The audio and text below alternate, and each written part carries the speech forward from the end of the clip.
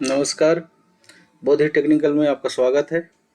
मैं रंजन कुमार बौद्ध टेक्निकल में आपका स्वागत करता हूं। आज का क्लास में हम बताने वाले हैं विद्युत धारा, विभवांतर और प्रतिरोध के बारे में। विद्युत धारा, विभवांतर एवं प्रतिरोध के बारे में। विद्युत धारा किसे कहते हैं, मतलब विद्युत धारा किसे कहते हैं, विभवांतर किसे कहते हैं, प्रतिरोध किसे कहते हैं, इसका मात्रक क्या होता है और इसको कौन सा मीटर यानी कौन सा मशीन द्वारा मेजरमेंट किया जाता है और उस मशीन को कनेक्शन में किस कनेक्शन में जोड़ा जाता है। तो हम आज इस पे बात करेंगे, विद्युत धारा, विभवांतर एवं प्रतिरोध। चलिए शुरू करते हैं डिफिनेशन से। थोड़ा हैंडराइटिंग ठीक नहीं रहता है क्योंकि इस पे लिखना मुश्किल होता है, तो उसको थोड़ा इग्नोर करिएगा। विद्युत धारा,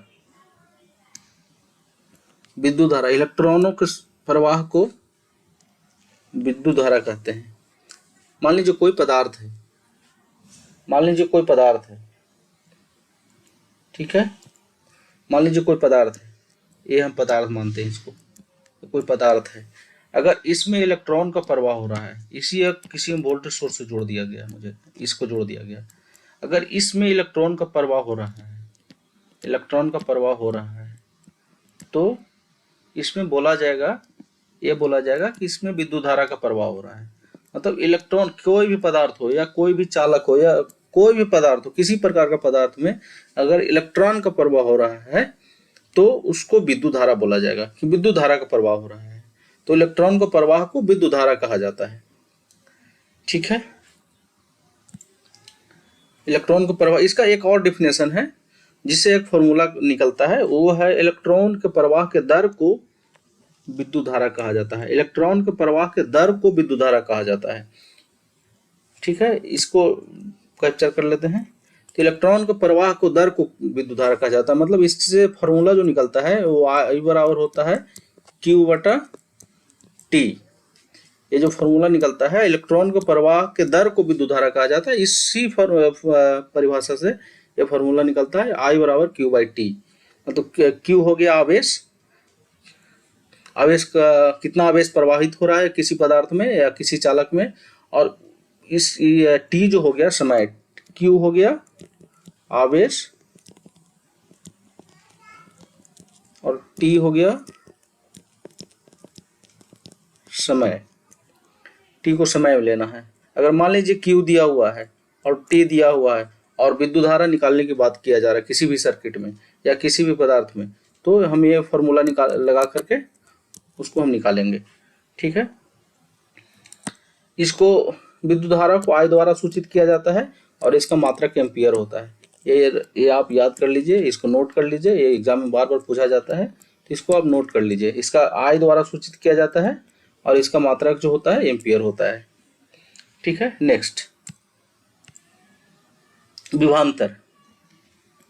विभव के अंतर को विभवांतर कहते हैं। इस देखिए, आप इसको दो भाग में तोड़ेंगे तो एक हो जाएगा विभव, एक हो जाएगा विभव और एक हो जाएगा अंतर। डिफिनेशन से ही पता चल रहा है, इसका शब्द से ही पता चल रहा है कि विभव प्लस अंतर। विभव में अंतर को विभवांतर कहते हैं। अब बात रहा कि विभव किसको कहते हैं, तो विभव को हम एक छोटा सा एग्जाम्पल के तौर पे मैं बता देता हूँ कि विभव किसे कहते हैं। मान लीजिए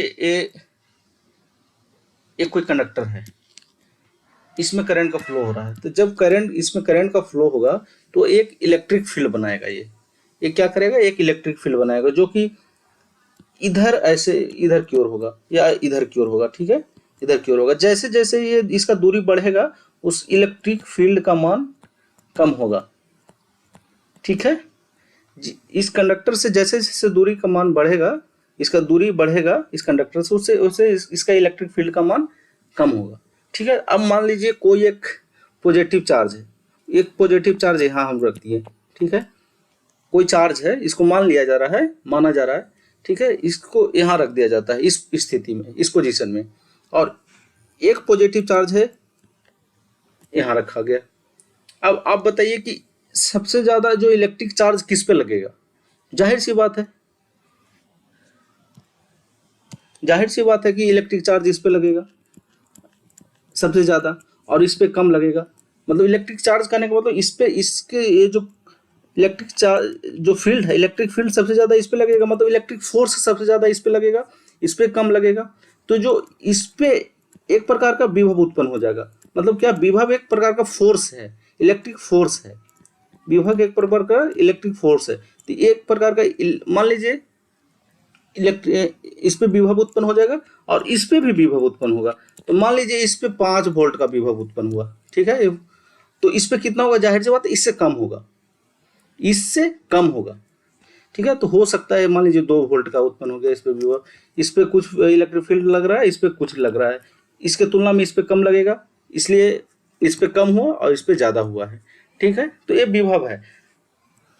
विभव मतलब शॉर्ट फॉर्म में मैं बताया हूँ इसको। तो ये विभव, अब इसके अंतर को, ठीक है, इसके अंतर जो अंतर होगा उसको विभवांतर कहेंगे, ठीक है। तो अंतर कितना हुआ, 3 वोल्ट का। 3 वोल्ट को हम क्या बोलेंगे, ये विभवांतर की, मतलब ये दोनों में विभव का अंतर कितना है, 3 वोल्ट। इसका मात्रक, इसका भी द्वारा सूचित किया जाता है, इसका मात्रक क्या होता है, वोल्ट में। कभी भी हम लिखेंगे तो वोल्ट में लिखेंगे। विभवांतर और विभव को दोनों को वोल्ट में लिखा जाता है, विभव और विभवांतर, क्योंकि विभव भी है ना, विभव को अंतर कर रहे हैं। तो अंतर में मान लीजिए क्वांटिटी है कुछ, क्योंकि सेम क्वांटिटी है, तो उसको क्या हम बोलेंगे कि विभव और विभव प्लस विभव माइनस विभव या विभव प्लस विभव। तो विभव का मात्रक वोल्ट, तो उसका विभवांतर का भी मात्रक हो जाएगा वोल्ट, ठीक है। इसका मात्रक वोल्ट होता है। जैसे कि एक एग्जांपल तौर पर मैं और बताता हूँ। मान लीजिए एक बैटरी है, बैटरी में 2 सिरा होता है, एक होता है पॉजिटिव सिरा और एक होता है नेगेटिव सिरा, ठीक है। तो इस दोनों पे चार्ज होता है, इस दोनों में चार्ज भी है और विभव भी है। तो इस दोनों के जो विभव अंतर होता है, जैसे बोलते हैं 12 वोल्ट का बैटरी है, 12 वोल्ट क्या हुआ, ये इसका और इसका दोनों का माइनस हुआ, इसका ये जो प्लस है और ये माइनस जो है, बैटरी का प्लस और बैटरी का माइनस का जो डिफरेंस हुआ वो 12 वोल्ट बोला जाता है।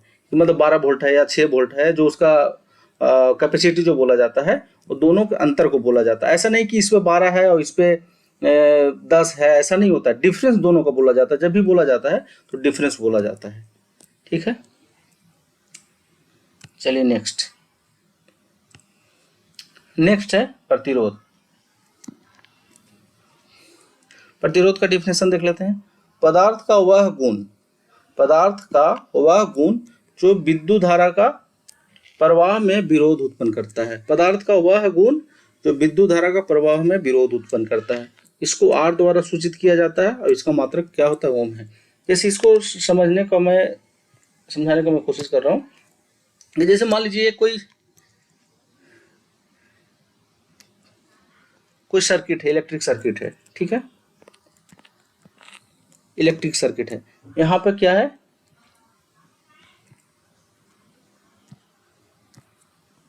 यहाँ पे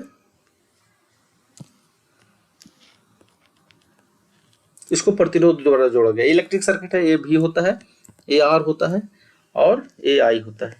तो ये जो सर्किट है, या कोई मान लीजिए पदार्थ है, कोई पदार्थ मान लीजिए, तो इसमें जब आप वोल्टेज सोर्स से जोड़ेंगे तो इसमें विद्युत धारा प्रवाह होगा। तो इस विद्युत धारा जो प्रवाह होगा उसका एक इसका गुण है जो कि इस विद्युत धारा का प्रवाह को विरोध करता है। इसमें विद्युत धारा मान लीजिए अगर होना चाह रहा है 10 एम्पियर, तो 10 एम्पियर नहीं होकर के 8 एम्पियर होगा, 7 एम्पियर होगा, 6 एम्पियर होगा। तो ये एक प्रकार का विद्युत धारा का मतलब विरोध करने का गुण है पदार्थ का, ठीक है। मतलब पदार्थ का वह गुण जो विद्युत धारा का प्रवाह में विरोध उत्पन्न करता है। इस मटेरियल का कोई एक ऐसा गुण है जो कि विद्युत धारा के प्रवाह में वो विरोध उत्पन्न करता है। इसे R द्वारा सूचित किया जाता है और इसका मात्रक क्या होता है, ओम। इसको सिंबल है ओम। ओम का सिंबल ये होता है। मतलब जब भी हम लिखेंगे तो जैसे मान लीजिए हमको लिखना है प्रतिरोध, तो 5 ओम, ओम का सिंबल दे करके लिखेंगे, ऐसे लिखा जाता है। अगर मान लीजिए सिंबल है तो उस सर्किट का प्रतिरोध की बात कर रहे हैं, ठीक है। तो ये नेक्स्ट, अब बात रहा कि प्रतिरोध जो है, मान लीजिए ये सर्किट था, ये सर्किट में है, तो इस सर्किट का जो या कोई पदार्थ है, ये पदार्थ का जब हमको प्रतिरोध या इस सर्किट में कितना विद्युत धारा अगर मापना है, या वो कितना वोल्ट सर्किट, कितना वोल्ट से जुड़ा हुआ है, कितना वोल्ट के बैटरी से जुड़ा हुआ, तो अगर इसको मेजरमेंट करना हो तो हम किस इक्विपमेंट से मेजरमेंट करेंगे, किस मशीन से मेजरमेंट किया जाएगा इसको, तो उसका नाम क्या है, तो उसका नाम है, जो प्रतिरोध का जो मेजरमेंट किया जाता है उसका ओम मीटर बोलते हैं। ओम मीटर, विभवांतर को जो मेजरमेंट किया जाता है, जिस मशीन से मेजरमेंट किया जाता है उसको वोल्ट मीटर बोला जाता है, और विद्युत धारा का जिस मशीन से मेजरमेंट किया जाता है उसको आ मीटर बोलते हैं। आ मीटर, ए मीटर, कहीं ए मीटर लिखता है, कहीं आ मीटर लिखता है। ठीक है, ये बहुत इंपॉर्टेंट है, इसको आप वीवीआई करके नोट कर सकते हैं।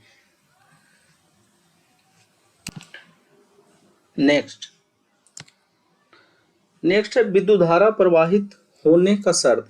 विद्युत धारा अगर किसी भी सर्किट में प्रवाहित हो रहा है तो उसका एक शर्त है, वो शर्त क्या है उसका मैं जिक्र कर देता हूं यहाँ पे।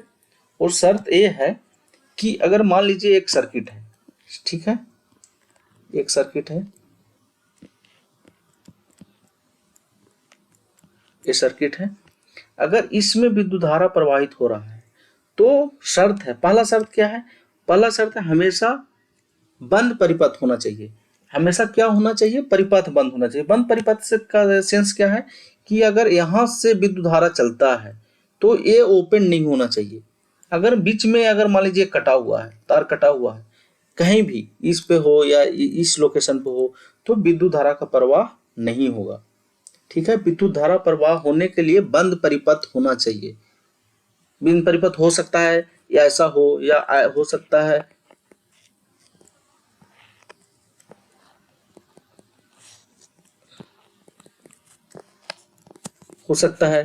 ऐसा हो, मतलब अगर मान लीजिए यहाँ पे ओपन कर देंगे, इससे विद्युत धारा होकर के प्रवाहित नहीं होगा, फिर क्या हो जाएगा, इससे ऐसे जाएगा, इससे ऐसे जाएगा। मतलब विद्युत धारा प्रवाहित होने के लिए बंद परिपथ होना जरूरी है, क्लोज परिपथ। ठीक है, अगला नियम है, हमेशा जो है उच्च विभव से निम्न विभव की ओर होता है। हमेशा जो विद्युत धारा का प्रवाह होता है वो होता है उच्च विभव से निम्न विभव की ओर। दूसरा नियम देख लेते हैं क्या कह रहा है ये।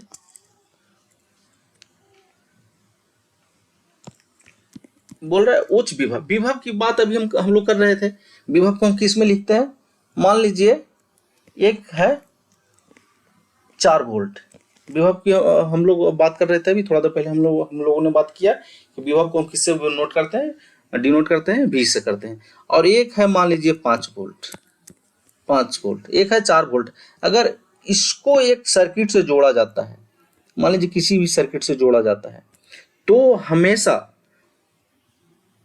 उच्च विभव कौन है, उच्च विभव ये है क्योंकि 5 वोल्ट है, और निम्न विभव भी है। उच्च विभव से निम्न विभव की ओर जाएगा। ठीक है, मतलब इसका जो डायरेक्शन होगा, इसको अगर उच्च ए है तो इसको हम प्लस मान लेते हैं, और इसको निम्न है तो इसको माइनस मान लेते हैं। तो उच्च विभव से निम्न विभव की होगा, यानी प्लस से होकर के माइनस की ओर जाएगा। ठीक है, हमेशा क्या होगा, प्लस होकर के माइनस की ओर जाएगा, मतलब उच्च विभव से निम्न विभव की होगा। ये दूसरा कंडीशन है।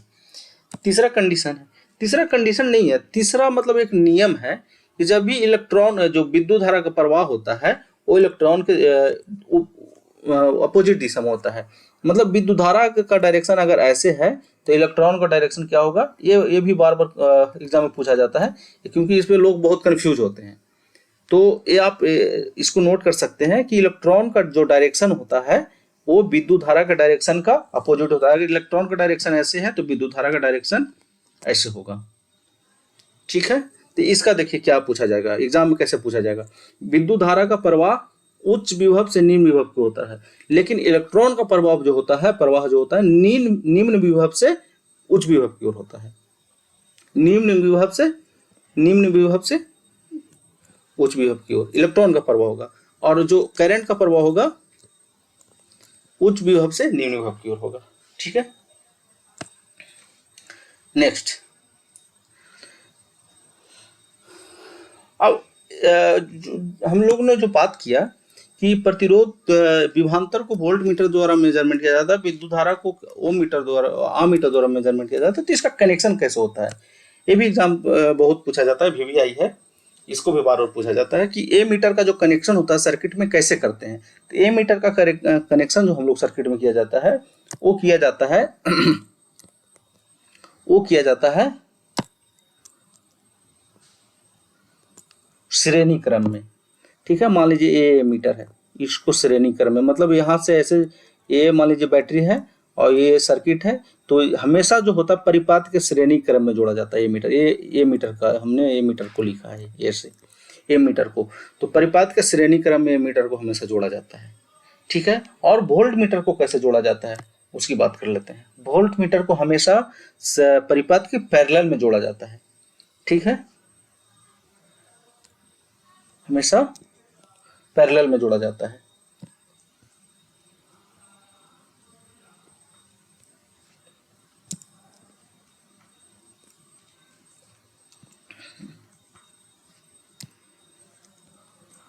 वोल्ट मीटर का अगर कनेक्शन करना है तो उसको हमको करना पड़ेगा ऐसे। ठीक है, मतलब इस पॉइंट से इस पॉइंट को जोड़ना पड़ेगा। वोल्ट मीटर में दो टर्मिनल है, एक टर्मिनल को इस टर्मिनल से जोड़ना पड़ेगा और दूसरा टर्मिनल को यहाँ पे जोड़ना पड़ेगा। और ए मीटर को में दो टर्मिनल है, एक टर्मिनल को यहाँ जोड़ना पड़ेगा और एक टर्मिनल को हमको यहाँ पर जोड़ना पड़ेगा। सीधा लॉजिक ये है, ए मीटर को श्रेणी क्रम परिपात के श्रेणी क्रम में जोड़ा जाता है और वोल्ट मीटर के परिपात को पैरेलल में जोड़ा जाता है, समानांतर में जोड़ा जाता है। ठीक है, चलिए थैंक यू। नेक्स्ट क्लास में हम लेंगे ओम का नियम। ओम का नियम किसे कहते हैं, क्या होता है, और इस पे नॉमेरिकल भी सॉल्व करेंगे। एक दो को नॉमेरिकल लेंगे क्योंकि ज़्यादा लंबा वीडियो हो जाता है, जैसे अभी आपका 17 मिनट का वीडियो हो गया है, तो ज़्यादा लंबा वीडियो नहीं हो, इसलिए हम अभी समाप्त करते हैं। नेक्स्ट क्लास में हम लोग ओम का नियम लेंगे। Thank you. आप चैनल को सब्सक्राइब कर लीजिए, लाइक कर लीजिए और शेयर कर दीजिए ताकि मेरा हौसला बरकरार रहे और हम आपके लिए काम करते रहें। आप सिर्फ मेरा वीडियो को लाइक करिए, सब्सक्राइब करिए और शेयर करिए। Thank you.